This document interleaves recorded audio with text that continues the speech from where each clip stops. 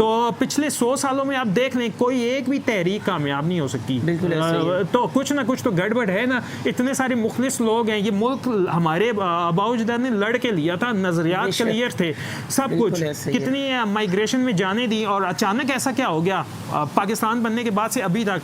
तो बिल्कुल ही अब आप देखें जो मजहबी जमातें मेन स्ट्रीम है उन्होंने भी कंप्रोमाइज़ किए हुए, वो एक मखसूस लाइन लेकर चल रही हैं, या अगर कोई उस पार्टी के अंदर जो शीला होता है या जो हक बात करने वाला उसको तरीके से एक तंजीमी डिसिप्लिन ऐसा होता है उसको खुदे लाइन लगाना जिसे कहते हैं कर दिया जाता है। कुछ तो हो रहा है ना, ये जो हमने स्टैब्लिश कर लिए हैं कि मज़हब के लिए ये ABCD यही सिर्फ हमारे पास चॉइसेस है, इनमें से चुन लिया जाए, और इनका जो नज़म है और जो पॉलिटिकल एंगल, पॉलिटिकली हमारी ये पोजीशन होनी चाहिए, रिलीजियसली ये होनी चाहिए, उनको जज करें। उन सब के अंदर ना छेड़छाड़ हुई हुई है।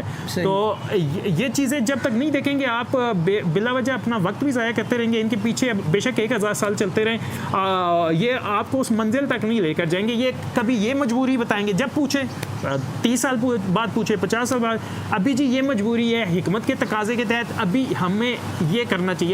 इतनी कहानियाँ, इतनी मसलहतें।